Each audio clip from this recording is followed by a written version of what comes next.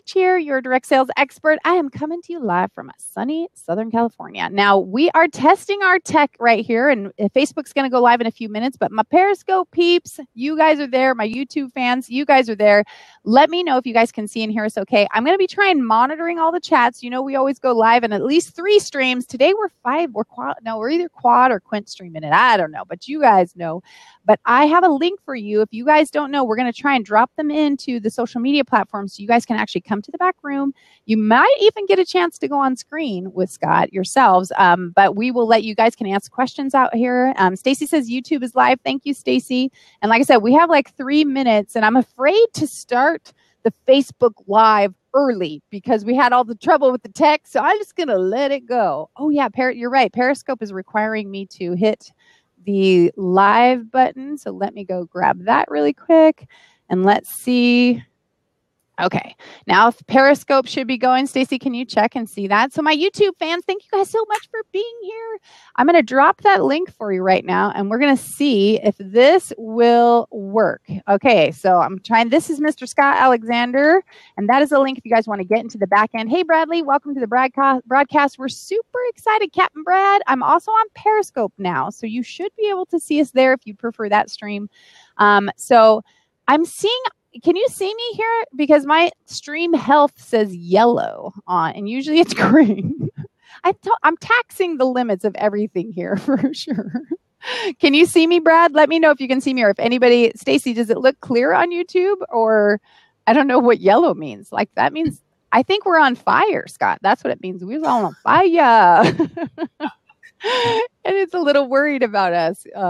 We go live on YouTube, on Facebook in 50 seconds. So we got our fingers crossed here. And those of you guys that are in here in the back room, thank you guys for being here. And Stacy, maybe you can, I don't know if you can drop the Get Vocal link in Periscope for us so we can see if, let some of those people back here if they want to. But anyway, just Stacy is an all-around superstar. She helps with absolutely everything. So we got 24 seconds. I know, right? Whoop, whoop. Her and her husband, Randall, are both really amazing. All right. So we have 17 seconds. I think we'll make this like the countdown for the new year, right, Scott? So right now it's 10, 9, 8, 7, 6, 5. You go, Scott. You tell us. 4, 3, 2, 1, charge! Let's see. Oh no, is it going live? Is it going to work? Oh, Giselle! Oh wait, it did. It worked. Yay! Victory! Good. Oh my gosh, I'm so excited because that has been, that's been a fear of mine. Okay. That's a good start. Right? Oh my gosh. So let me give you a proper introduction. Guys, Vicki Fitch here, again, your direct sales expert. I'm also the author of the 12 Books in 12 Months series, and this is the Evict the Bully in Your Head podcast. I am super honored to have Mr. Scott Alexander here, the author of Rhinoceros Success, and this is a person that's gone through trials and tragedies, turned them into triumph, and he is here to help you guys recognize your value, to rhino up, and to learn how to be the best version of yourself. So I am super excited. He also has a new book out we're going to talk to him about too, called Rain or Shine. And I would love for Scott, just first of all, thank you for being here. I'm super excited to have you. Oh, I'm honored to be on, especially with somebody that writes a book a month. That's incredible. That's Rhinoceros. There you go. That's right. Maybe I'll have to write a book and called, I don't know, the Rhinoceros Companion or something. I don't know, but thank you for that. So, Scott, this whole episode actually got put together very quickly. And for those of you guys who are watching on the other platforms, we are multi-streaming. I will check your comments. If you guys want to go to getvokal.com, you can come in here, go to the one that says Evict the Bully in Your Head, and you guys can actually be in the back room, and you may actually go on live on camera asking Scott a question as well. But Scott, you posted something the other day, and I want to take a minute to read it because I want the audience to know what happened and how this came to be, and what a rock star you are to not only agree to be on the podcast, but to get on here so quickly. I really appreciate it. Do you mind if I read the post? I know that I'd love to hear it. Okay. It says, back when I was 23 years old, I was depressed from losing all my money in a failed business venture. I was discouraged, but not defeated. I knew that I needed to get up off the ground, try again, and keep persisting.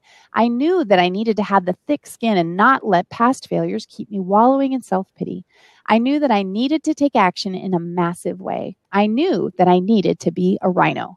In 30 days, I wrote the book that I needed to read, Rhinoceros Success. No one knows what is going to get your pistons pumping except you.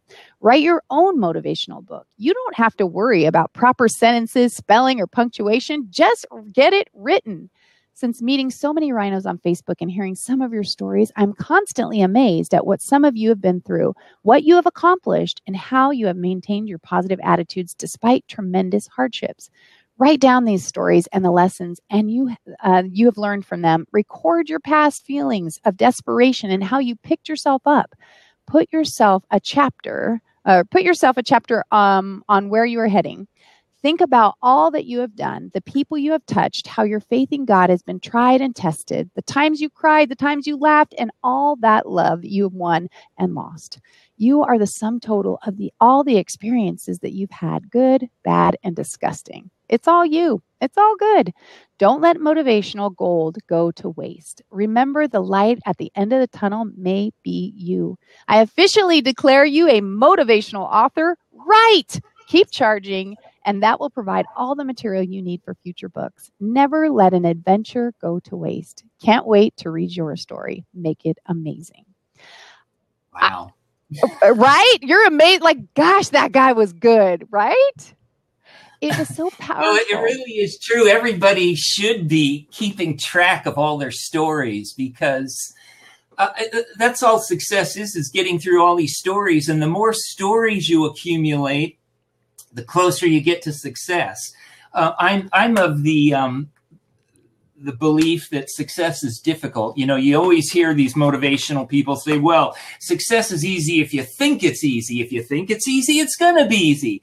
I say that's a bunch of malarkey because, I mean, success is hard. That's why nobody does it. It's too much hassle, you know. It's just easier to be a cow and lay around and watch TV and, you know, eat Danish pastry. Who wants to be charging around in the jungle being chased by torpedoes? It's too much hassle. Oh, my gosh. You know?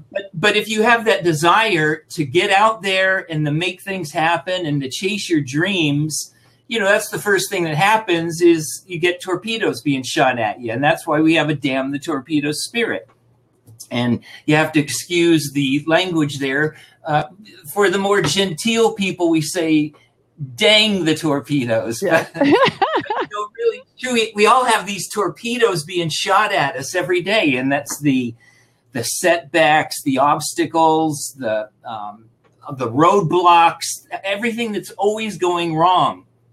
And when you're a rhino, you got the 2-inch thick skin, you weigh 6,000 pounds. You just, you know, sometimes the torpedoes will knock you out and you get knocked down and your wind gets knocked out, but you get right back on your feet and you get out in there and charge again.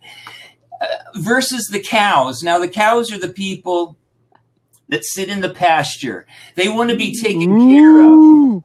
Yeah. You know, what's important to them is getting a 2-week vacation and health insurance, and you know, and basically they give their life away so that they can be taken care of. Rhinos don't want to live that way. We would rather be out in the jungle being chased by torpedoes, you know. And I mean, everybody knows cows because there's 95 cows for every 5 rhinos. Ain't that and the truth? And the cows right? are the complainers and the rationalizers. Nothing ever goes right. The country's going to heck, and I don't know what we're gonna do. And you know, and if you hang around those people, it starts to drag you down. You start to get all, oh boy, I don't know what I was thinking I was going to write a book a month. I can't, you know, the cows will really start to pull you down. You start hanging around with them. So you don't want to hang around the cows. You know, you can love the cows. Exactly. And oftentimes they're in your own family, you know, they might be your relatives or your neighbors. Right. I mean, they're all over the place, but the fun thing to do is to look for the rhinos, hang around with the rhinos, the people that are out there making things happen, building businesses, building exciting lives, raising happy families, and having fun out there versus getting bogged down with the cows and stepping in the manure and it's so boring they have to chew their food twice for excitement. We don't want to be cows. So basically the choices you have are, do you want to be a rhino or do you want to be a cow? Right. And I always say, well, cows are lower than whale dropping. So, Stacy's writing over here, and she said, Vicki once said that some rhinos are dressed in cows' clothing. And, I did because sometimes, rhinos, they're really excited, but they've been hanging around the cows so long that they kind of put on the cow clothing and start acting like a cow when inside we know they're a rhino. They're ready, but they just, everybody else is just kind of, doing this, and I got to kind of, do this. Really quick, those of you who are on Periscope, I see some comments running through. Daniel, thanks for being here. Snug, I saw you there. Snug says his wife is a total cow. She doesn't think any business venture will work, and he did #Rhino Life. Exactly, Snug. And we are talking about Scott's book, and I'm going to show you guys that. For those of you who don't know, this is called Rhinoceros Success. And I'm going to show you my favorite page. Ken says, always a rhino. Amen to that, Ken. So those of you guys, again, that are on YouTube, I'm going to check the comments in a minute, but this is an amazing book. Now, Scott, you don't have a direct link to this book? You don't have a website? Direct link. What would that be? Okay, to make it easy, high-tech talk. You guys can get it. I have on my Amazon store. I have this as the top books in my Amazon store: Rhinoceros Success and the companions. And we're going to talk about those in a minute. But I want to first talk to him about how he got here.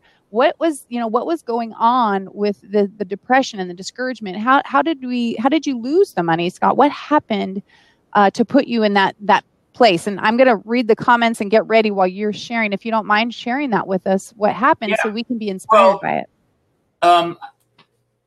Ever since I can remember, in high school, I wanted to be an entrepreneur. No, I'm not going to say that it wasn't right then. It was a little bit after, but I was always reading the positive mental attitude books. It became a hobby in high school. And the very first book I ever saw was a book called Your Greatest Power by Martin Coe. And I remember my friend coming in, seeing me read this thing, Your Greatest Power. And he says, what's that, a book on earthquakes? No, the greatest power is, your power to choose. You have the power every day to choose. Are you going to be happy? Do you want to make money? Do you want to, you have these choices every day, and that's your greatest power is you get to choose. Yeah. It's just the simplest little thing, but it set me on a wave of reading all the positive mental attitude books that I could. And it was just kind of my hobby back in high school. And then as I got out of high school, I realized that I didn't want to work at a job the rest of my life. I wanted to be an entrepreneur. And, what do? You're 18 years old and you don't have any money and you want to start a business. And I had a girlfriend that could bathe and clip dogs. So being the budding entrepreneur, I made her my girlfriend, and I said, hey, Kim, let's start a dog grooming shop, and we'll call it Kim's Grooming. And she loved that idea. So that was kind of my first business. Now I couldn't clip the dogs. I didn't want to bathe the dogs. Right. So my job was to motivate Kim. Go, Kim, go. Clip another one, But the more dogs that Kim clipped, the more money we made. Right. Now, Kim was such a perfectionist. She couldn't clip over 3 dogs a day, no matter how much I motivated her. 3 dogs a day was her max. Oh, my. We were charging $6 a dog, so we were making $18 between the two of us. Even back in the day, that's kind of rough, right? Yeah, and so anyways, I started another. Oh, no, what happened? Then we got married, and we went to Australia for our honeymoon. We spent a month over there, and this is where the trouble started for me, because if I wasn't going to get a job, she wasn't going to get a job, and I didn't want to get a job. So I had to think of another business. And then I started a mobile auto wash business because I had a little pickup truck, and I thought I'll go wash the cars at the executives' offices. Right. And this was the first time this had ever, the people do it all the time now, but I was the first guy. And we had a lot of press on it. And this was back in the late 70s. And then I still wasn't satisfied because I felt like to be a real business person, you had to have an office and you had to have a secretary and you had to have phones and bathrooms and, overhead. Right. And so we rented a big warehouse down by Orange County Airport in California. And in 6 months, we lost all our money because it didn't work out. Sorry. And at that point, we had 3 trucks running around doing all the washes. And things got so bad at that point, it's still painful to think about it. But I said, Kim, somebody's got to get a job. and I found Kim a job. Things weren't that bad. I didn't need a job yet, but I He's said, a comedian as well. We need some money. So I got Kim a job at a pet store.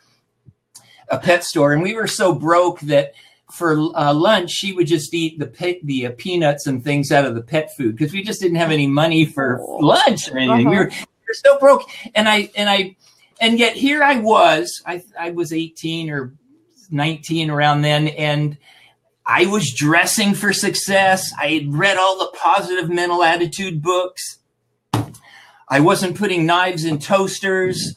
I was doing everything right. I had all the written goals. And I discovered that you cannot lay in your bed in your 3-piece suit, looking up at the picture of the Rolls Royce pinned on the ceiling and expect it to happen, It doesn't work that way. I discovered an uncomfortable fact, and that is that you have to go out and take action. You have to do something, you gotta get out there and make it happen. And so that's the point that I was at when I knew I wanted to get out and do something else. And, but I was in this cow wallowing around feeling sorry for myself. Right. And so I really wrote the book Rhinoceros Success for myself because I knew what I needed to hear. I knew that I needed the thick skin. I knew that I just needed to get out and try the next thing. Gotcha.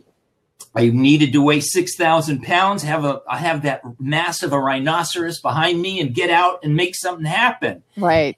So it was really a book that appealed to me and it got me going. And that's why I tell everybody, write your own book because everybody's got a little bit different twist, and it might be maybe this weighing 6,000 pounds and 2-inch thick skin might not motivate you, but there's something that you need to hear. So write it for yourself. That's how the Rhino book got started. After I wrote it, I thought, I think this book's pretty good, and I'm going to print it up. I couldn't do it in a month like you did. It took me 3 months to get it up and going, but I had 1,000 of them printed. And so here I was, I think I was 18 or 19 then, this 18-year-old broke guy out selling a book on how to be a rhinoceros. I love it. I would do anything that I could to sell a book. I mean, the real estate people had their little meetings once a month where they would come in and, and so I would go in and, you got to charge and do this and do that. And I wouldn't sell a book. Sometimes I had to call Kim and have her come pick me up because I didn't have enough money for gas to get home. And I love this. It was really rough. Once I went to I got invited to do a talk at a 21 club. It was all these young presidents of multi-million-dollar companies, and they had done it. I don't know how old they were, 30 or something. Maybe it was 21. I can't imagine that. But anyways, here I was up there, you giving my talk, and all of a sudden this napkin comes thrown through the air and smacks me in the head, and they're throwing all sorts of stuff at me. And Kim was in the front row crying. Aww.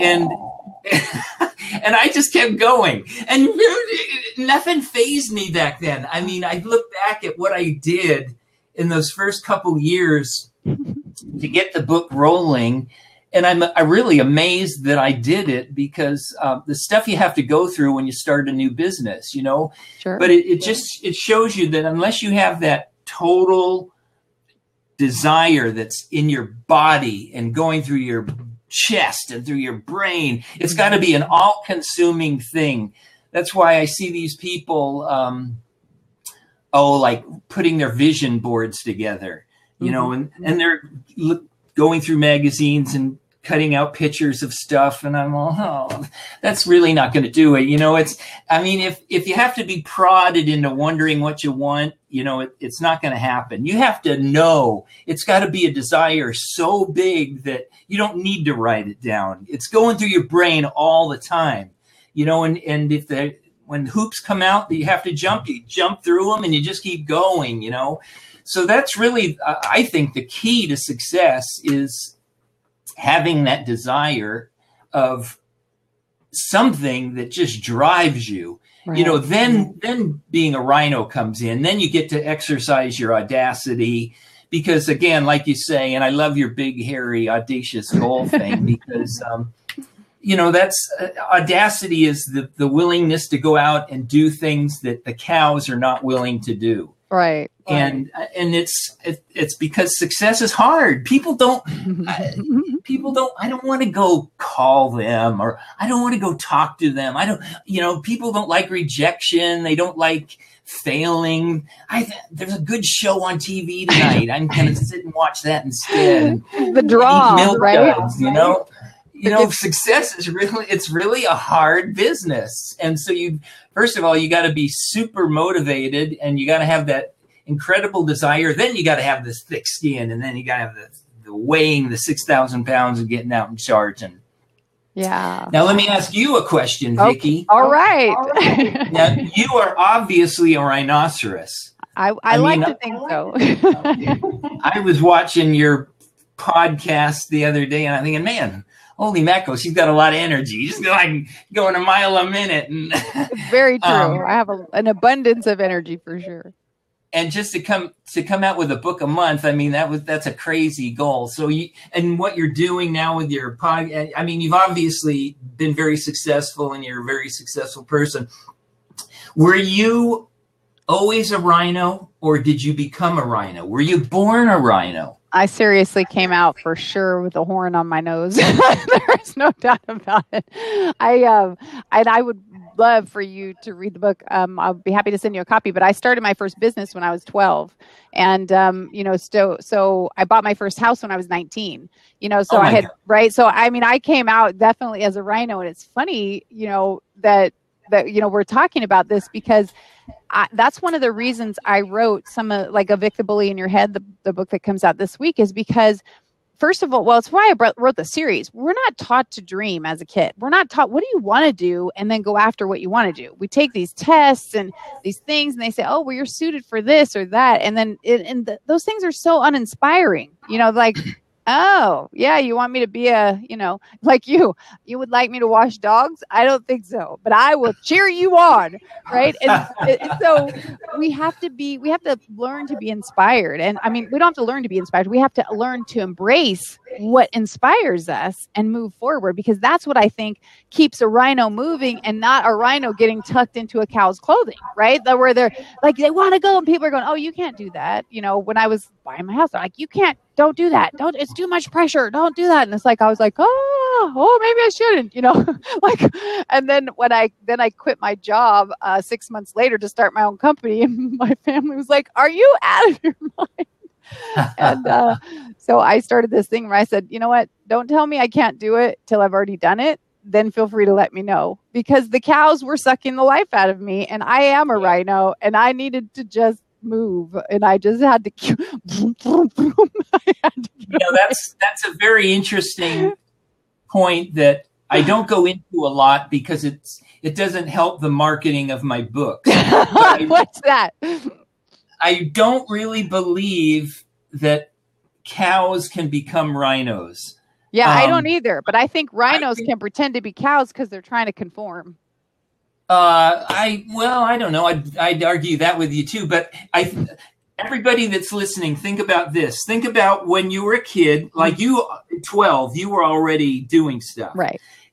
The people that are rhinos, when they were kids, they were already rhinos. They did things like collected coins or rocks, shells. They had paper routes. They built lemonade forts. Stands, yeah. Lemonade stands, the biggie, yeah. And they would put on shows for their family, or like I remember having wrestling shows with my brother, and I charged my parents to come watch, and that's things classic. like that. I love it. That's awesome. And I was just thinking about that today. That I've been an entrepreneur all my life. Really, you were really born that way. You're not. Usually at 12, you're not out building a business, but you're doing entrepreneurial things, like the collecting rocks, and you have lots of interests, and you're an organizer, and you just do those entrepreneurial things, and then you grow up into an adult, and then you start, doing bigger and bigger businesses. For me, it was, I'll start a little dog grooming shop first because that was, easy.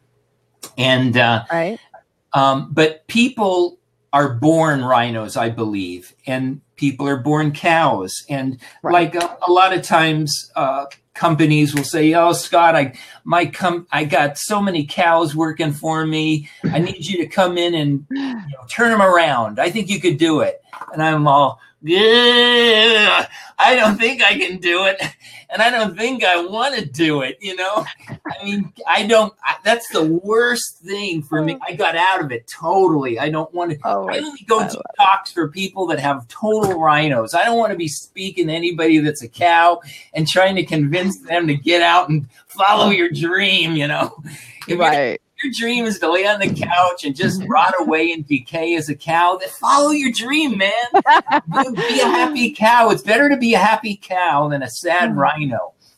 I totally agree. As far as I think that rhinos are such individualistic people. We have strong personalities, and that's why I disagree with you that sometimes they'll become cowish. I mean, every rhino, slows down every once in a while, and sometimes, the jungle brush gets so thick and the torpedoes get so heavy and you get bombarded so much that you just can't take it anymore. And you feel like quitting. But if you're a true rhino, you don't quit. Now you might lay there panting, but you're still moving ahead just a little bit, it's tough, but I don't believe that rhinos ever say, "I'm just going to be a cow." I believe maybe sometimes somebody will try it. Like maybe this has happened to you in the past. You've gotten so discouraged, and this has happened to me, where I got so discouraged that I went back and got a job.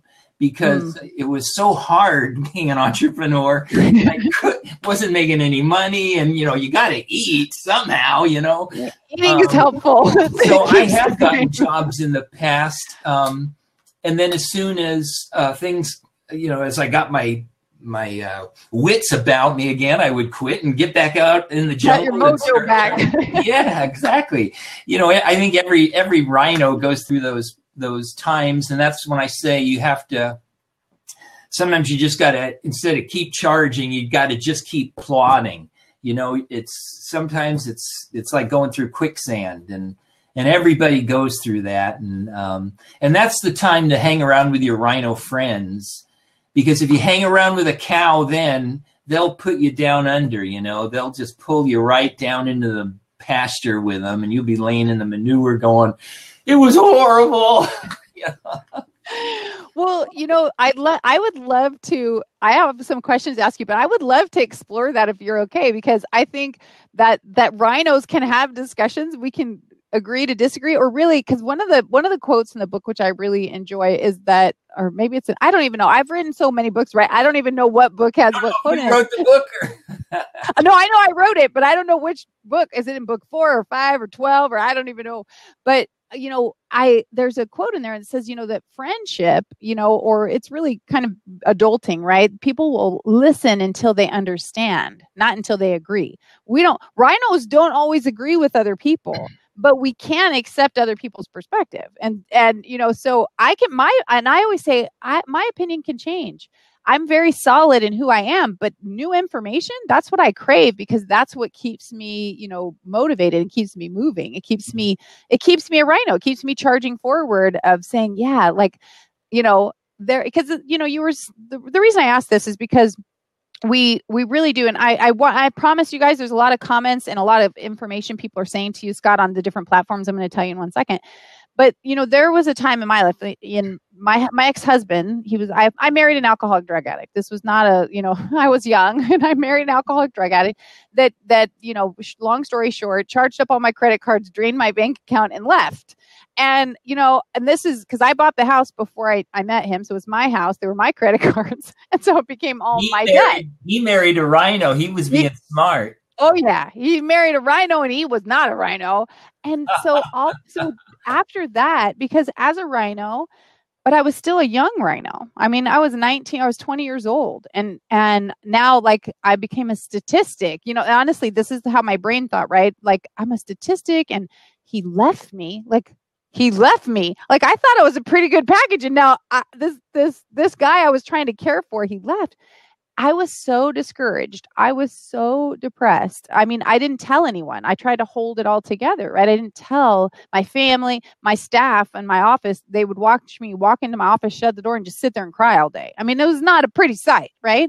So I did not go into cow mode. I mean, I had to heal, right? I kept moving forward and I got my act together and my business flourished and I was, the top in my industry. But that's the rhino in me, but it didn't mean that I didn't feel like being a cow for a while, because I felt like just making excuses for what happened and making excuses because I didn't feel like driving my business at that time. Well, so you were highly discouraged rhino, but you didn't go into, you didn't. I didn't become a cow. I said I put a cow coat on, no, I didn't, but some people do it. I was an injured rhino. That's what I was. I pierced the skin, my 3-inch skin or 2-inch skin. If you had been a cow, you wouldn't be where you are now. You would have stayed in the cow life, Absolutely. I agree. Adam, who's a doctor, Doc Muscles over here, says you were infected with cowpox.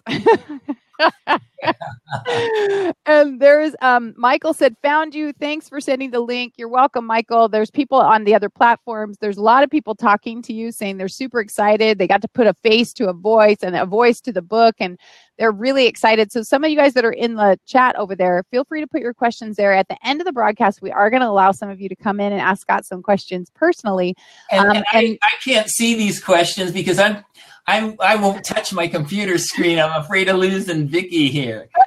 Well, you can see the ones on the left side of this screen, at least, as those pop up. Like you can see Michael, and then you were infected with misspelling cowbox. Yeah. Okay. So maybe there was something there, but they're on Facebook. On Periscope, there's been a lot of great comments. They are hysterical. They're loving you, and they are totally into the rhinoing. Now, I would like you guys to do me a favor. Put a 1 in the chat box if you've read Rhinoceros Success. If you have read this, I want you to put a 1 in the chat box, because those of you who haven't read it, you may not know what we're saying, but you get the point. You get the picture that we're talking about people that are dynamic and ready to go on even when things are falling apart. Michael's read it. Stacy's read it. I'm trying, you guys on Periscope, we have a little bit of a delay, but if you can let me know, you have to get this book. I'm telling you, then people are, and they're listening. And so they're writing, like Sean just put a 1 in there. Cindy, you don't, You don't copy it. You just click it, sweetie. Just click it and you can come right into the back room here. Cindy says she loves her Rhino friends and she's read it. She loves the book. She loves you, Scott. She thinks you're awesome. Sean said he's read it. Joel, welcome to the broadcast. Again, we have lots of people here sharing a lot of really great information. And I know there's also people, if I'm not reading your comment on Facebook, I only have one of the chats open. Come to getvocal.com. Come in the back room and we can read all of your comments, and so can he. Irv's read the book. Irv's one of our rhinos too. He's one of the rock stars. So let's get back, and again, pop your questions in there. First PMA book I read was yours. Okay, there you go. And Bethany said she read it 20 years ago. So you have some serious fans, Scott. You know, I want you to tell us when did you make it? Like, you know, when did we make it, right? When did you stop selling them on street corners? What happened that people started recognizing the value of the book and it really drove? When was that in your career? Well, I had 1,000 copies printed up in the beginning. And then I just, it was my 24-hour mission to make this book a bestseller. I mean, I had so much faith in the book, you know, nobody else did. And you know, my family back then was like, oh, when's Scott going to get a real job? You know, everybody felt sorry for me, I think, you know. Oh my God. You know, I had run around doing the mobile auto wash, and then I lost my money on that. And he goes from one thing to another. And now he's got a book on being a rhino. I'm so embarrassed. You know, that's how a lot of my family was. But actually, they were, you know, supportive. Nobody disowned me or anything, but they smiled at you and nodded as they kind of like, I could kind of sense in the background that, oh, you know, he's got to do something eventually. But anyways, I would just go, whoever would listen to me, I would go out and do my little rhino bit and did that for about 2 years, trying to get rid of that first 1,000 books. And I actually gave most of them away. And it was during that 2-year period that, like I say, I got so broke at some points that I went down to the mall and I got a job selling men's suits because I needed money, you know, so I had to get a job. Sometimes you just have, when you have a mission, when you have a purpose, a passion, you'll do anything to make it happen. And if you have to get a job, you get a job, you know, and you do great at your job. You don't hate your job. You do fantastic. I was one of the best salesmen there. I used to win men's shoes. It was great. It was fun for me. But as soon as I feel like buying a suit from you right now, you're just so enthusiastic. It's like, I just want to connect with him. And so anyways, I would stay long enough until I got just enough money to get back on the streets and do more rhino talks. And I went to every paper, every newspaper, every magazine in Orange County, California, and I would make appointments with the editors, and I'd go in and I'd turn them in. I'd say, with the authority vested in me by the powers of rhinocerology, I now pronounce you a full-grown, thick-skinned, charging, audacious rhinoceros. And that's hilarious.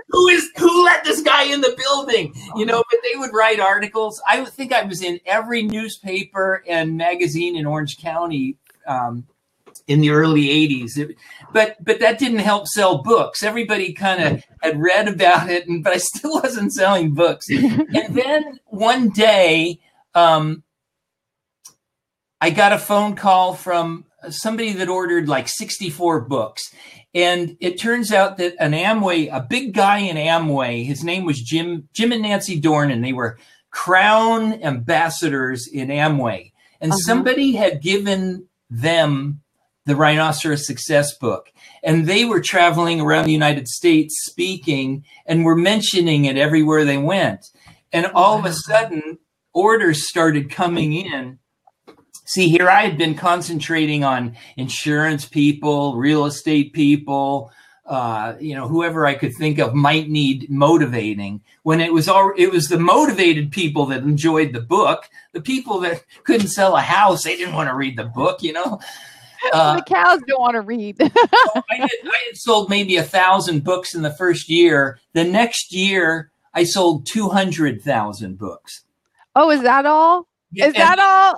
And then from there, it snowballed. I mean, because this was back in the 80s, and Amway was gigantic, you know. Yes, and they did business differently back then. They did sell a lot of big books and tapes. That's how they made a lot of their money.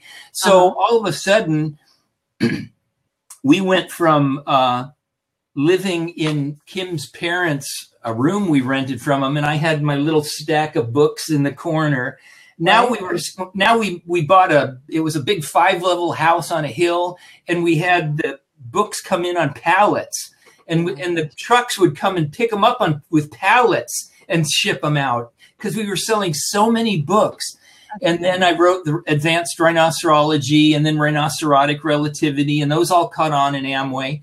And then people that get into those businesses, you know, they're entrepreneurial types. They want to go out and try things. And so then it was like a virus, and it went around to all the other ones like Mary Kay, Tupperware, Prime America. There were all these big multi-levels back then. And they were all just going crazy on the Rhinoceros Success thing.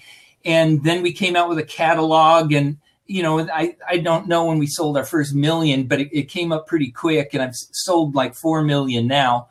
But it was a fun, adventurous thing. It went from like total, like, you know, kind of like your feeling of just wanting to lay down in the mud and just die for a while. Right. Just feel free to trample over me. Just leave me alone. Real exciting time. But you know what? I look back on it, and the most exciting times really, or the most memorable anyways, were those first couple years when I was doing the struggling, trying to sell the things and thinking about what I actually, you know, went through, and the stupid, audacious things I would do to sell a book, you know? I mean, I never went anywhere without having a book on me and, you know, hey, you look like a rhino, man. I'll bet you know. Hey! Just kind of walking around stores with it going, oh, have you seen this thing, man? This is a really good book.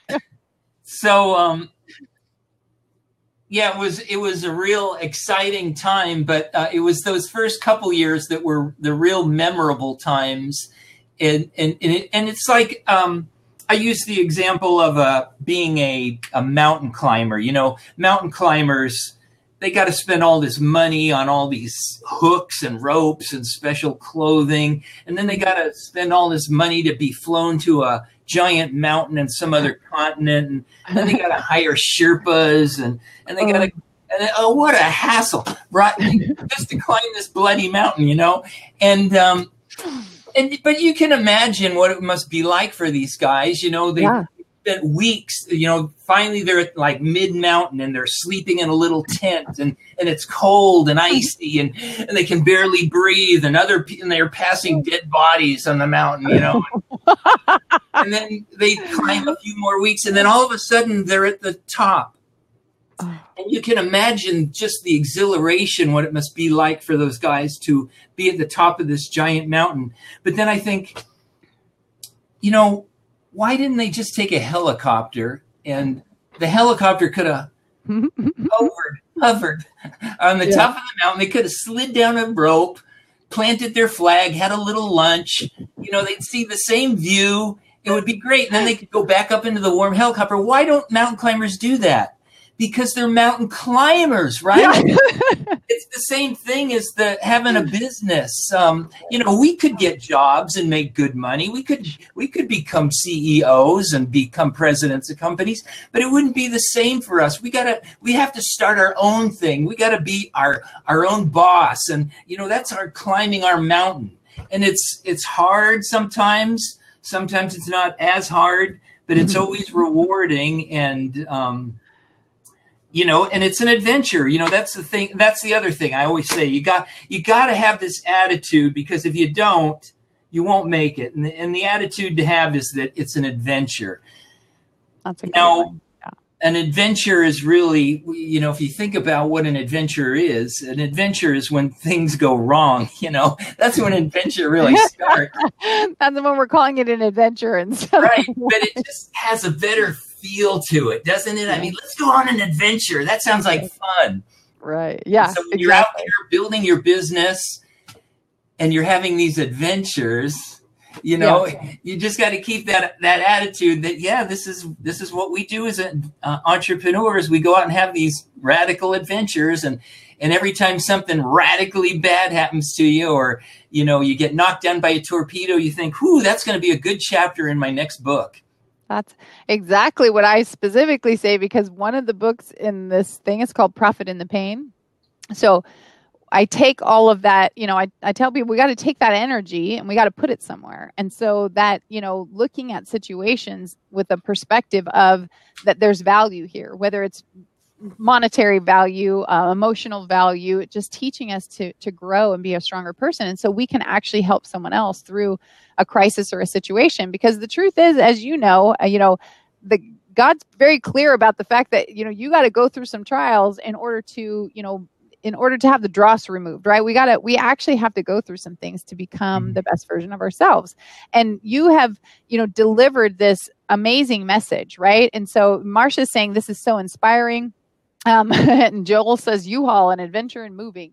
You know, I mean, it's just Stacy's saying, you know, people said they told her to get a real job a few days ago, and she just laughed at them. It's because people don't recognize, right? Like, the job in the pasture, you know, I don't want that job. I want to be myself. And that is one of the things that I love about talking to you, is that you exude energy right now. And like you said, you share things even that were emotional, and then you're like, but hey, this is where I'm at now. And I'm just going to do the best I can. I'm going to rhino up. And you took the shame out of somebody going to get a job.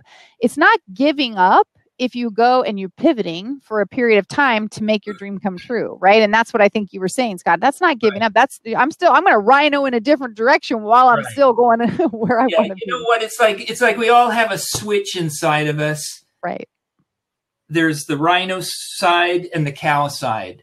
Mm-hmm. You know, all you have to do is switch that switch to the rhino. It's in your attitude. It's in everything you do. And, every decision you make, every action you take, it's affected by the rhino charging, going ahead. And it can't be all about money. It can't, you know, if it's all about money, it's no fun and you're going to have trouble. It's got to be going out and seeing what you can accomplish and how much adventure you can actually have. Right. And then money, it becomes an effect of that. But you know, the most important thing for me is to have fun. If you can't have fun doing it, you know, what's the use? You know, and really some people aren't geared to being an entrepreneur. Because it does. It's, you know, a lot of people, all they're worried about is their health insurance and my check engine light is on my car. I don't know what I'm going to do. You know, you can't, if that's the way you're living, you won't make it as an entrepreneur because you have bigger things to fry than all that stuff.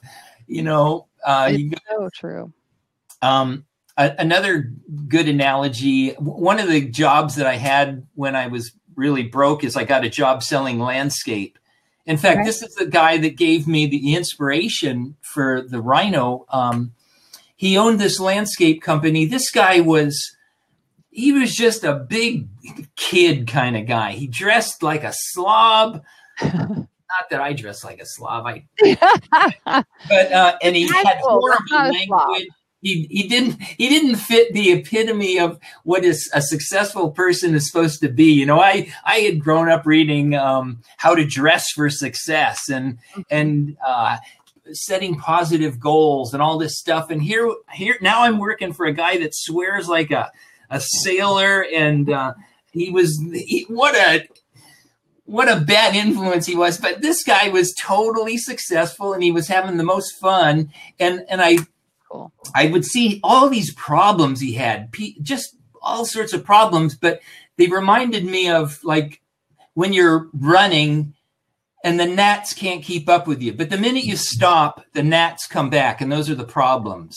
And that's kind of how it is being a rhino. Just keep charging, and the problems kind of just they're back there, but they can't keep up with you, It's when you stop and slow down and start thinking, oh, this is horrible. Then it starts, then the cows are, I told you, you should have taken that job that was offered to you years ago, and then you start, They start judging, right? They're up on their mighty high horse. They're judging you. And that's when you're saying about the charging. This, by the way, is my favorite page.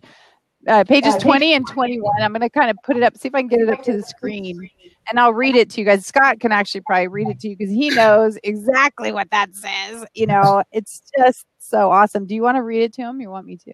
It's 3 tons of snorting rhinoceros charging something. Charging full speed ahead. That sounds That's your opportunity, mowing down all obstacles in your way. Yeah, right? Do that. A mic drop right there. Boom. And check out that rhino. Like, who did your graphics for you? I had a girl that I knew back then that I had do I would tell her the situations that I wanted, and she was fantastic. I love them. I mean, the one where they're sitting, like, Adam, this one's for you. He looks like a doctor, even though those are his pajamas. He looks like a doctor. I mean, I think that's why the Rhino book did well, because it was so simple and, it had big print. I was trying to make it as many pages as I could to make it look like a real book. Print down so it doesn't intimidate people. And so to rationalize it, I say, well, rhinos have bad eyesight. It's got to be big print so you can read it.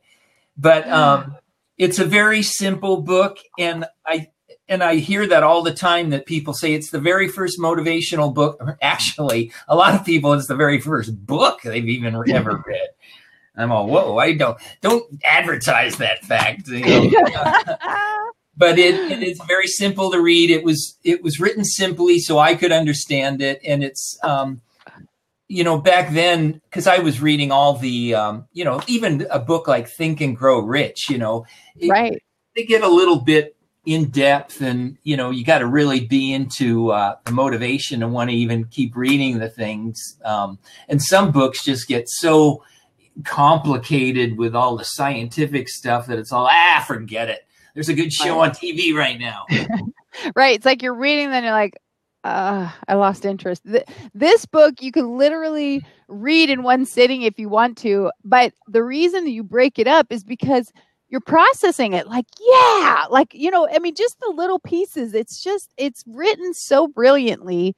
And like you said, it was your own motivational piece, but it's written so brilliantly that you can take a piece and you can just chew on it for a while. And just go, I can fit this into my life, and I can recognize the value there. And like I said, just you sharing, because there's so many people right now that are discouraged about their finances. And, one of the books in my series is called You're Broke, Not Broken. And it's used to encourage people and say, hey, it's okay. Your value as a person does not change based on your bank account. You were no less valuable when you were eating peanuts out of the, you're no less valuable. You just feel less valuable. So you're sharing this story right now is encouraging people that are struggling or feeling like, because I call it NES syndrome, not enough syndrome. Like, they're not enough. I'm not good enough. I'm not smart enough. I'm not strong enough, pretty enough. I'm not creative enough. I don't know enough. I don't know how, and I'm not enough. And you have just said that's, rhinos don't think that way. Okay. Rhinos say, I am enough. As a matter of fact, I am the full package. I am one big package, and I am moving forward. You better either jump on board or get the heck out of my way. I love it. And then there's all the different areas of your life to be a rhino in, like, social, physical, spiritual, work and financial, because, it's not just all about business. It's also, like health. As I'm getting older, I'm really realizing now, man, health is gotta be a priority. You gotta be in good shape. You don't stand a chance being chased around in the jungle by torpedoes if you can't walk up a flight of stairs without getting winded, And what's the use of all of this running around and accomplishing stuff and building businesses and making money if you're in a wheelchair because you're so sick? Yeah. or, you're so fat, let's keep it down to a nice trim 6,000 pounds, Exactly. Yeah. don't want to be so fat that you're waddling around and, I'm not trying to put fat people down, Of but course. I don't, you're just not going to enjoy life in being out of shape. It's so important to get fit. And what's exciting is a lot of these new multi-level companies are all about health stuff, Yeah. and losing weight, which is kind of fun to combine making money with being healthy. Yeah. It's like you said, it's something that they can be proud of. It's something that they can, work on, charge towards their own goals at the same time that they're helping other people. And then, it's a beautiful thing when you can, put all things in alignment. I call it going for the cruise ship, that if we have this dream and this thing we want, whether it's health or wealth or, stability, whatever it is, and the closest thing to us though is back that way. If you're turning around, running towards the closest thing or the easiest thing, you're going away from your goals and your dreams, and it doesn't serve you well. So, going towards, you might have to take a few detours, but at least you're on the right path. Yeah. And, another thing is on this work thing, I always come across as this guy that's like, stay away from a job sort of thing. But some people enjoy their jobs, Sure. and that's great. You can be a rhino and have a job, Right. Sure. I mean, if you have a job and you don't have diarrhea on Sunday nights, you enjoy going in. That's fantastic. Do you know how many people don't have that? And so you get to make money at your job, and you enjoy it. That you can't go wrong with that. And if it's what you enjoy, if it's what makes you happy, charge at it. Be a rhino at your job. And that's what companies are always looking for. They're looking for rhinos. Who wants to hire cows? Right. Like the people that punch in and punch. That's not my job. It's like, what? Yeah. Like, you go to the DMV for that. Right. Oh, if you work at the DMV, we are not picking on you, but you have been hanging out with the cows. You can see if the rhinos at the DMV, they are either like the strongest rhino in the world keeping the cow juice off of them, or they are, I mean, honestly, right? It's so rare that you can see someone in one of those situations that hasn't been subjected to let's just meander around. They don't move quickly. They don't smile very often. It's sad. It's like, get me out of here. Get me out. I got to get out. So tell us about, you were talking about the first book, right? Your Rhinoceros Success. And how many years did it take, you said, before you ended up, like you said, you went from, okay, I sold 1,000, then I sold 200,000. How many years was it in that? Because I know some author friends of mine that are feeling a little discouraged about their books and maybe they weren't launching as well as they wanted. And I was like, I know Scott's got this great story. You got to come and hear it, or at least listen to the replay. Well, the great thing about a book is, and this is the great thing about any business, really, is it's kind of like an oil well. You never know when the oil well is going to explode. When you're going to strike oil, yeah. Yeah. And that can be in a multi-level business can be that way too. You never know who you're going to run across that is going to be the oil well in your life, Exactly.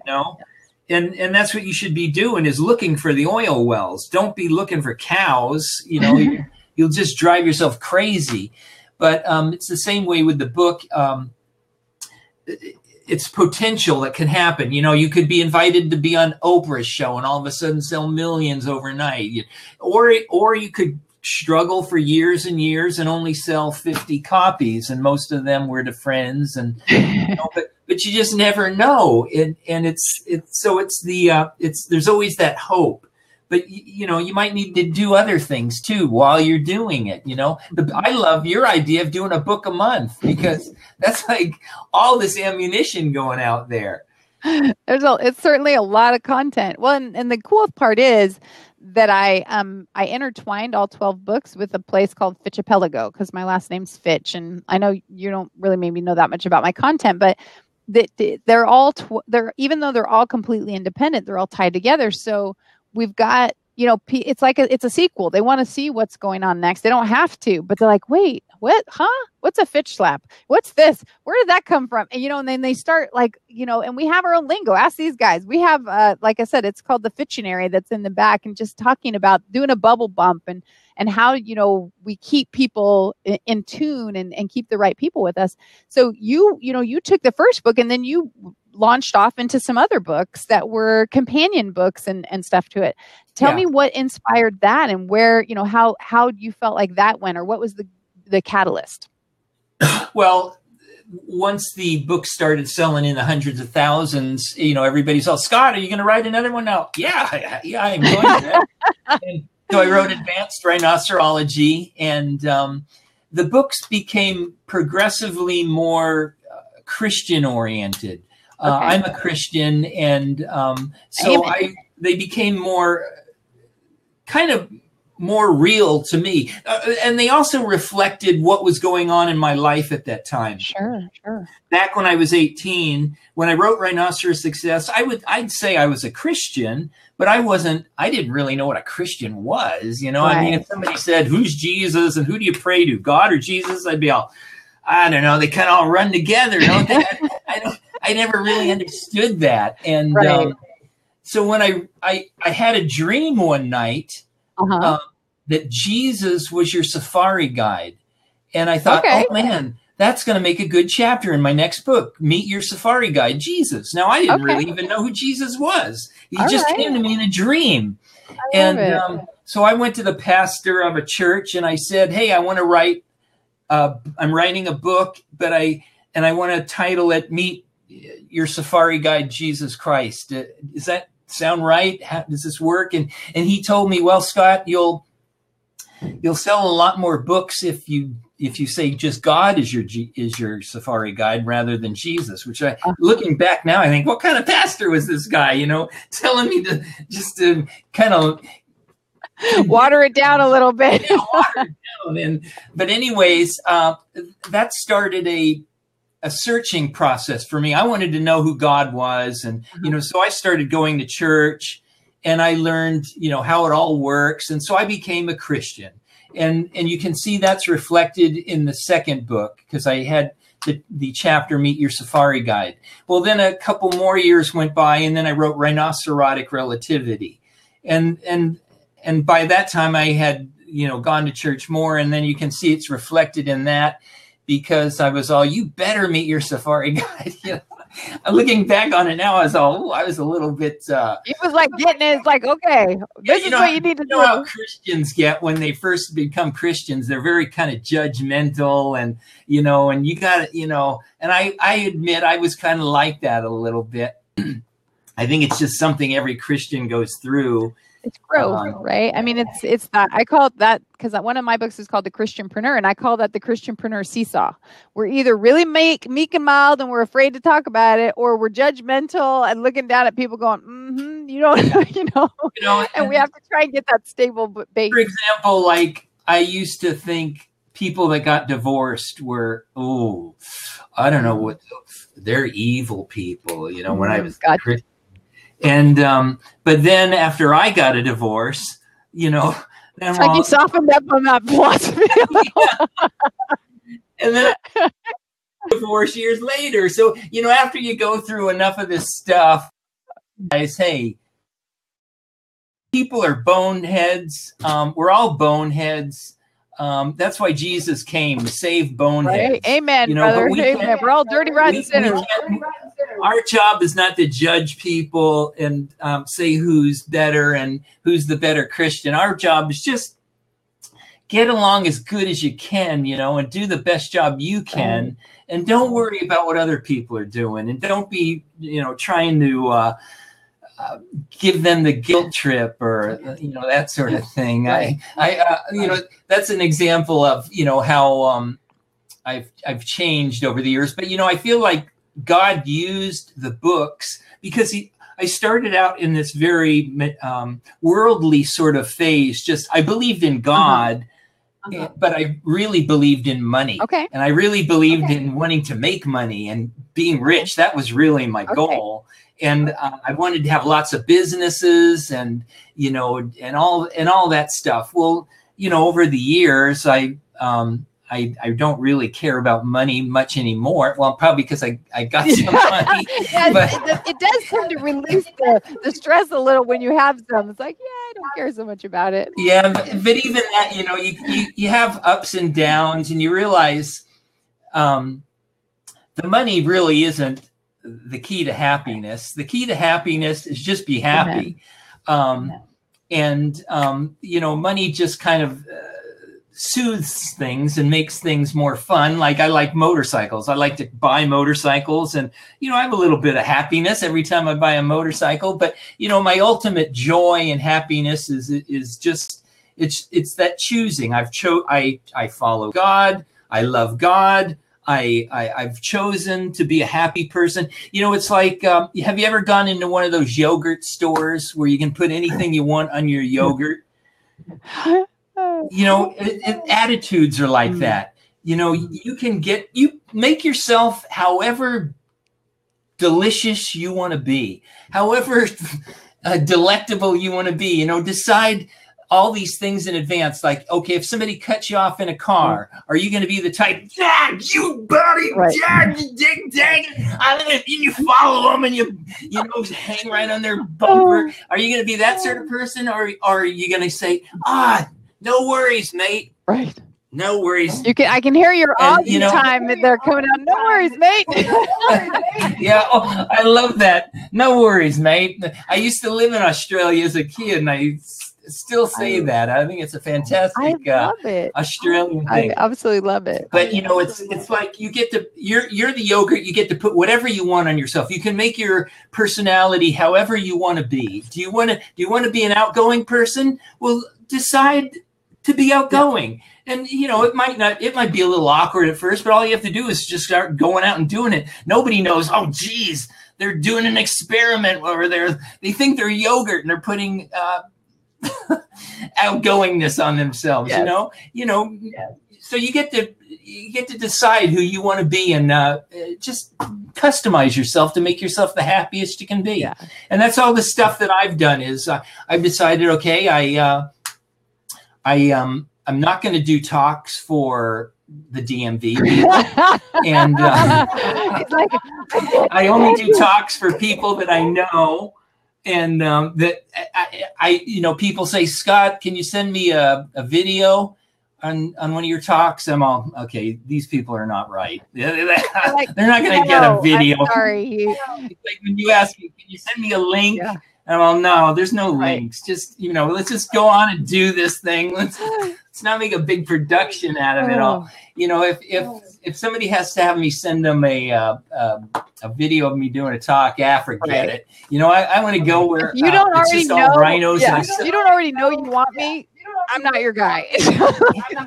Yeah, I've just decided the rest of my life, my talks are I just do groups. They're already rhinos, and I just celebrate the condition of being motivated with them. I love it. You know, because then life is fun. You know, absolutely. Hanging around the rhinos. That's living the dream. You know what? I completely agree with you, because I'm in that same place, right? Is that when I have guests on the show, for instance? Yeah, I hear that too. Do you guys hear the echo? Maybe it's getting better. Anyway, when I have guests on the show, you know, it's hard when you have somebody who you think is a rhino and they end up being a cow.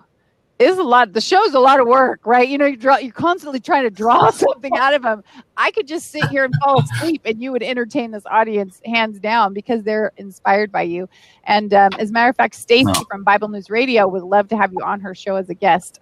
So I'll connect you guys and see if that's. Do I have to send her a video, or this is your intro video? She's already accepted you. She, like I said, she's a huge fan anyway. She's part of my Rhino Crash, and she's already a fan. So I think that would be a great thing. And then, you know, I want to tell you about some of the comments. There's so many really cool people that are saying such cool stuff about you. You know, Jenny's saying, hey, I'm vibing with your rhino tribe. And she's saying, yeah, you know, wait, what is it? Yes, she'll be right, mate. Like they're throwing some fun things. Scott Alexander is so real. You inspire and motivate me so often. And I can't even scroll back and see all the rest of the comments. I mean, these people are absolutely loving you. Yeah, you're right, Shadow. It is gone. And since Scott doesn't have a link, which Scott, I'm telling you, man, I love you, but you should have your own dang link, mister. You should have your link. Well, I'm on Facebook. People can follow me on Facebook. But they want to buy your book, and instead of just sending it to Amazon, well, then they go to Amazon. Dave Ramsey sells the book. Dave Ramsey wrote the foreword, which is another question I wanted to ask you. But if you guys, since he doesn't have a link, you can go to my Amazon store because he's the prime thing in the book club thing. Go to go to Amazon.com/shop/Vicki Fitch. So it's the influencer shop, and I'm influencing you to get Scott's books because as you can hear from him right now, he just tells it like it is. He's just really authentic, and you can hear that he's all about authenticity. And I know some people say that is, it's an overused word. It's only overused by people who aren't being authentic. I mean, I'm going to be honest. Don't you agree, Scott? The word authentic just shows the reality. I think he's going to disagree with me. No, I'm just thinking about it. I mean, I've never really thought about that, but if you have to think about being authentic, it's right. It's not authentic. Doesn't seem like natural. People say, "Oh, that word is overused," and it's like, well, it's only overused if you're not, if people aren't being authentic. Yeah. I mean, I love your response. I love your posts. I love, like I said, you're so down to earth, and I personally have kind of been really working towards vibing with people that are similar to I am, that they care about people more than profits, and that I'm an entrepreneur. I want to make money. My job is to, take care of my family and be able to support, some of the charities and stuff we work with. But I got to put my own oxygen mask on first. And so there's no shame and there's no crime. One of the things I talk about in Christianpreneur, we shouldn't be ashamed of selling our wares. I just did a show because Sunday nights I do the Christianpreneur show. That, Jesus and the money changers, people go, oh yeah, Jesus turned over the money changer tables. Well, he turned over the tables because they were taking advantage of people, not because they were there making a profit. I mean, the Proverbs 30 woman went out and, considers a field and she buys it and she makes a profit. I mean, it's okay for us to make a profit and for us to, utilize those things for good. And I like I said, I love that your story of, like you said, it was a story of trials and how you turned them into triumph. And then, you just wrote a new book too. And I'll be happy to let you talk about whatever you want, but you just wrote a new book. So I'd love for you to tell everybody what inspired that book. And then, where's that one going? Well, that's called Rain or Shine. And basically I was, just every time I would sit and I write in my journal every day. In fact, I encourage everyone to, have a journal and write in it every day, just because it helps clear your thoughts and, makes things clearer. But every time I would get like for example, that example of the yogurt shop is in there. That was just an idea. So I'd made that chapter and I put all these chapters together of all these just things that I think it's an incredible book. I haven't, I'll be honest, I haven't read it yet, but it's on my list. I have about 4 books that I've committed to reading, but it is definitely on my list. I will definitely be reading it. But as far as like the books and like your links and all this stuff, it all depends on, again, what do you want? What is it you're after? Like, I became less interested in making money and I became more interested in freedom. And I don't want to, I didn't want to spend my days filling orders anymore. No. And so, that worked out fantastic that Dave Ramsey took that over because, I think any of us authors would be kind of just a little bit excited about that. Just a little bit. And as far as like doing talks, I don't want to be a Tony Robbins where I'm like traveling 24 hours a day, flying I've read his books and I think, oh my gosh, I would hate his life. Right. Because I want to be able to go anywhere I want to go at any time. I don't want to have anything on my schedule. For me, that's my dream. My goal is to be so free that I can just do anything I want at any time. But now you have to make money, so you got to temper a little bit. But I have the book. You can go on eBay and buy the books. There's millions of them out there, so they show up on eBay all the time. You can buy them for a couple bucks. So he's so cute. I love but him. anyways, Rain and Shine, it's just kind of a the whole idea is that you have this attitude, rain or shine. Now, when an event is advertised as rain or shine, it means it's going to happen, right? No matter what. And if you approach whatever you're doing with a rain or shine attitude, there's no plan B. You got to keep going. If you have that rain or shine attitude, it's going to really help you, especially being a rhino. And all this stuff and then the rhino thing is kind of tied in through it. It's a fairly new book, so I don't know it like the rhino book. I have to look at it occasionally and see what it's all about. But every time I read it, oh man, this is good. It's right. I feel that same way. Like sometimes when I'm writing, I feel like God is actually kind of writes. He's the one writing. It's not me, because I have these ideas, but then the book goes in a totally different direction. I'm just writing going, yeah, that's good. It's like we're just a vessel sometimes. And then we go back and go, all right. I guess I said that because I typed it, but I love it. I think it's fantastic.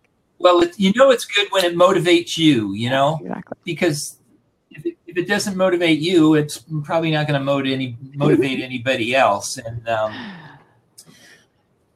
And it's just fun. That's why it's fun to read all the different motivational books, because you pick out a little bit. Like a book that I just read was by Jen Sincero, How to Be a Badass. Isn't that a great book? Sincero, yeah. I love that. Fantastic. Yeah, I kind of got tired of reading all the motivational books because they all say the same stuff. But that one just had a little bit of me in it. That it attracted me and hit me in the right spots. So that's a good book to read. I totally agree. And of course, book by Vicki. You're awesome. So people want to know what is next for you, and somebody else is asking. They're saying you and I should go on stage together. That's very cute. Well, I will definitely invite him if I do something, but they want to know what's next for you. And I guess you could talk something about stage presence. I don't know if they're trying to come and see you live. Maybe they'll pop in another comment there. So what's next for you? What you doing? Well, I'm 62 years old. You now, look like you're 40, and, for goodness sake. Like, do you guys put a 1 in the chat if you think that he looks young? Because you when you're saying this, I've been in this for 40 years and I was 18. I'm like, wow, you look great. Seriously. Well, thank you. But I've kind of reached a point in my life where I just want to enjoy my freedom now. And I've got 3 boys that are all around 30, and we all love motorcycles. We love to go on motorcycle adventure tours where we'll all get on the bikes and go for 1,000-mile ride through the Arizona deserts and be gone for a week and that sort of thing. And in fact, I'm leaving for Vegas tomorrow morning because we're going to buy a Volkswagen Baja Bug that we're going to use as a support vehicle in our travels. And so I just want to enjoy myself now. I have no real business goals. I'm kind of done with that, I would think. I mean, I'll still write books because I write them for myself, and I'll still promote Rain or Shine, but I'm not like I used to be as far as, oh, I got to make this book a bestseller. I don't really care, right now. But and I enjoy doing talks for the groups that I enjoy, and so I'll continue doing those. But I only do maybe one every 2 months or something. Gotcha. Because I just want to be. I want to be totally free. I want to be able. I'm going to the Bahamas in 2 weeks to Atlantis and speaking to a building company out there, and you as an extra speaker. If you do, I'm free. I'll be happy to go out to Atlantis. But it's fun to go to where, you know, you're kind of already celebrated. I don't have to get up there and, you know, present the case on being a rhino. They're already rhinos. And so here's the guy that's wrote it. That's so much fun, you know, versus the old days where I was having napkins thrown at me. And, that is such a putting up with all that. Well, you know, there's a couple other people asking. Well, Michael wants to know, aren't you recording a documenting or documenting a movie? Documenting a movie? No, and no. But that's a good idea. Yeah, with the boys and I have talked about doing that, making an adventure movie where we, you know, travel around the United States on bikes and all the travel and all the adventures that we would have. That would be fun. People would watch that for sure. Yeah. Now, a group of authors, I'm in a couple author groups for people that are doing books, and they're asking, one is asking if you, it sounds like you self-published your first book. Did you ever get a publisher? Are you still publishing yourself? And then the next one is, what recommendations do you have for people who are just starting out that are trying to promote their books? What do you recommend they do? Well, definitely goes the self-publishing route. I mean, especially if you're an entrepreneur, you know, you're the only one that's really going to have the full passion for your book. If you know, the chances of getting brought on by another publishing company are pretty minuscule anyways. And even if you did, they don't have the same drive that you have for your book. They're not going to promote it. If it doesn't sell within a couple months, it's off their list, you know, whereas this is a lifelong thing for you. Right. You know, so this is your baby. Self-publish it. It makes no sense to go to a publisher or even look for one. Just spend a couple $1,000, have a couple thousand books printed up, and, you know, put them in the corner of your room and start telling everybody about and them. look at them. You know, it's not and dream about them, and then, you know, and then make sure you hand them out. Walk by the store with this and say, "Oh, I wonder who that is." I love the whole selling them on the corner thing. But anyway, go ahead and finish those questions because they're good questions. But then as far as, you know, selling books that's a tough one to answer because every book is different and they're going to have different markets. My book does really well in the multi-level groups.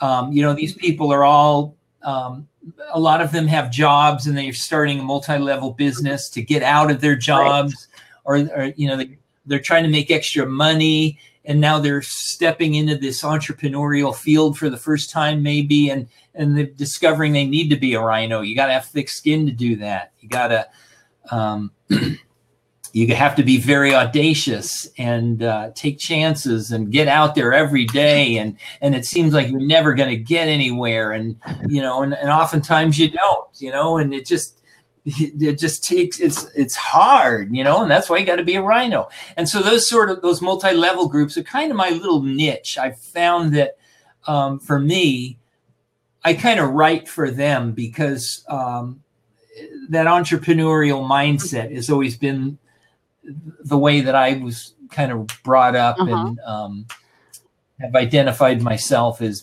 being from the beginning. But other than that, you know, as far like if somebody will say, "Scott, I want to write a kid's book," and I'll be all, "Can you help me?" I'll be all, "Not really. I don't know anything about it." You know, and I am so bad on the computer, as you saw tonight. I mean, I'm just basically learned how to send a photo with an email, you know, and now you got me doing all this. Hey, this is a very educational evening, right? Oh yeah, it really has been. Yeah, I usually just call one of my boys and go, "How do I plug this in?" or "What's going on here?" and they fix it for me. Now I'll add your name to that list. Absolutely. I know enough to be dangerous. You and I can get in a lot of trouble together with our tech. Like, wait, and we'll call Leland and Stacy and, you know, and Adam, and we'll call them and they'll fix it up for us. But, you know, as far as advice on whether it's a book you're trying to sell or a multi-level business you're trying to build, or you're starting a cookie shop, or whatever it is you're doing, you'll figure it out. You know, if that desire is in you, you're gonna find the answers. It's not like one person has the answer that you're looking for. You like for me, I knocked around for 2 years trying to sell books to disgruntled realtors and irritated insurance salesmen, thinking that was the key, you know. And here all these Amway people were all around me. I never even thought of trying to sell a book to them, and it just happened by accident. But if I hadn't been knocking around, and somebody got the book to the Amway people, so you know, indirectly it happened. Yeah. Or I could have just given up after the first year or two, and then it would have never happened. So the main thing is just, you know, you keep feeding your passion, keep feeding your desire and the dream, you know. I mean, anything can happen.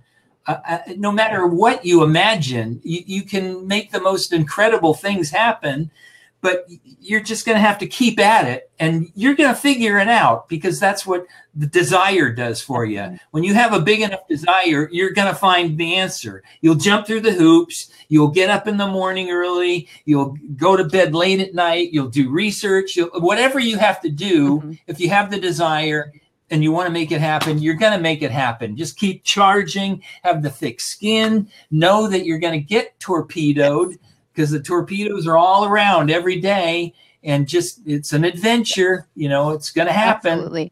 We have a couple minutes left, Scott, and like I said, you're such a trooper to be here. Stacy wants to know if you play pickleball. I don't know if you even know what pickleball is, but it is sweeping the nation. She wants to know if you play.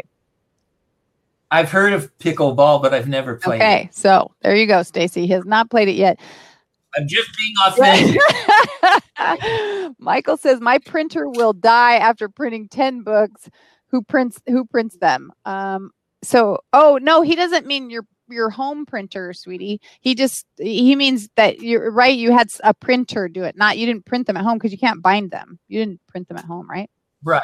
Yeah. You go to a book manufacturer. And I know somebody who can do it. That's local. I don't know, Michael, where you are. I thought you were. What state are you? Yeah. in? What state are you in? Because Scott probably has some good. Do you have your own printing company? It seems like that would be something you might like. He's in Idaho Falls. No. Ramsey prints on. Oh, okay. Ramsey. What state are you in? I'm in Vicki? California. Oh, you're in California too. What part? I'm in Chino. Oh, well, we're almost Where neighbors. Are you? I'm in Canyon Lake, down near Temecula. You're not. Why did I think that you were in Vegas? Why did I think you were in Vegas?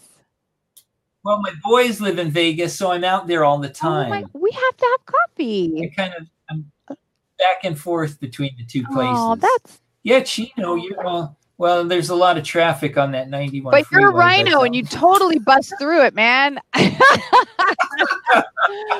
Oh my gosh. Well, California is certainly a very lot of traffic for sure, but there's a lot of really quality people like us that are here, right? We make California worth its while. Yeah.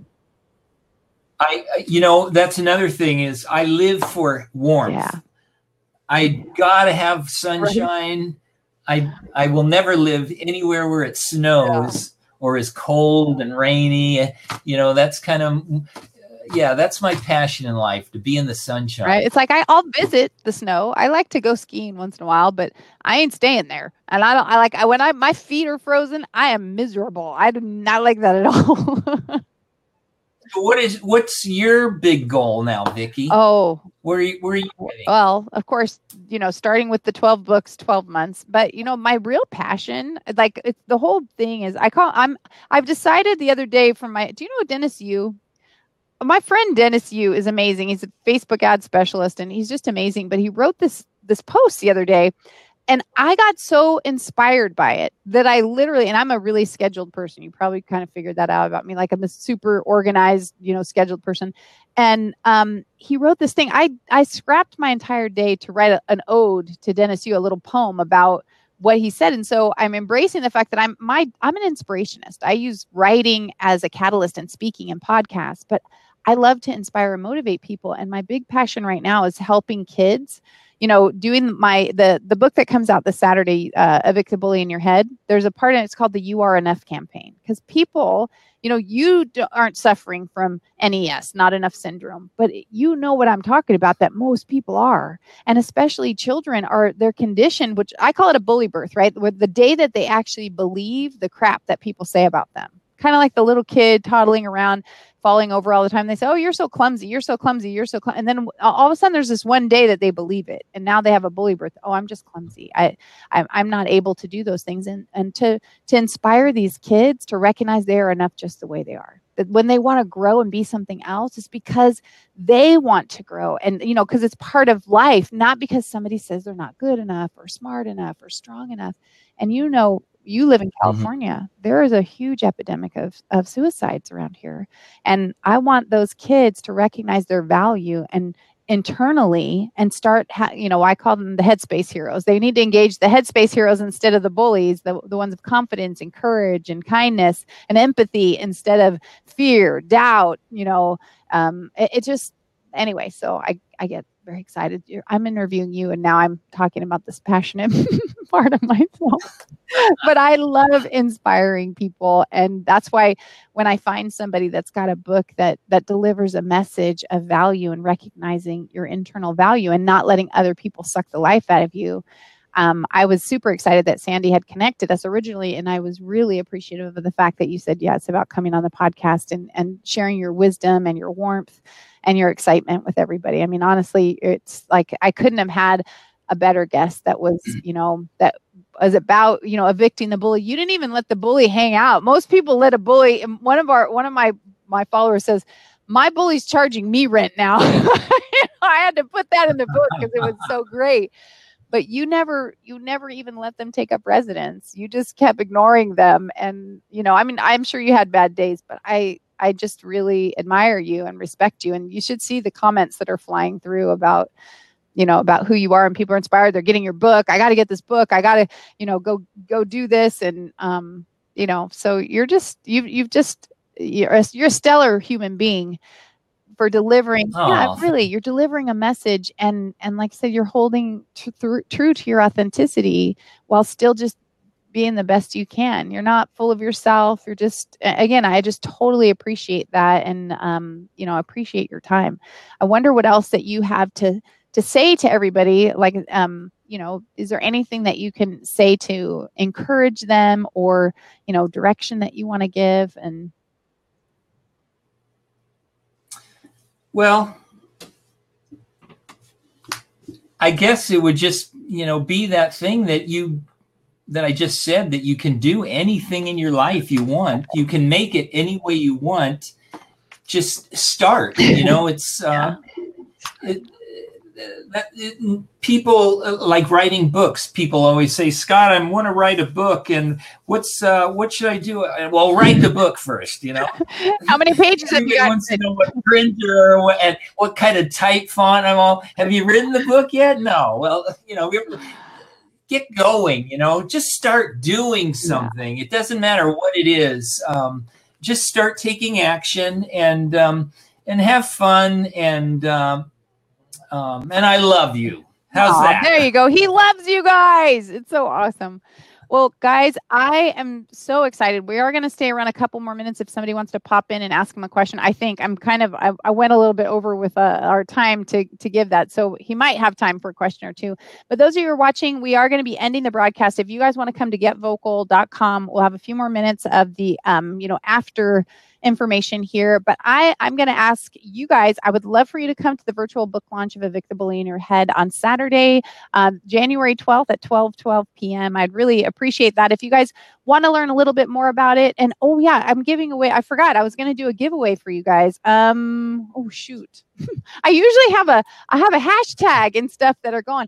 I'm going to say, you guys need to post something on Facebook, on Scott's Facebook page or mine about Scott, and we're going to pick the best thing best takeaway that you guys had on there, and we're going to, that's that person. Scott is going to get to pick that person, and I'm going to give away a copy of Direct Selling 101, and I'll actually give you guys an e-copy of Evict the Bully in Your Head too. So I hope that you guys will join us. I hope you will join that journey and helping people to recognize their value, internally, to recognize that it doesn't matter how you look, how much money you have, or what's going on. It's who you are as a person, and that you have that rhino skin on. Just go. Like Scott's like, go for it. Just go for your dreams, reach for them.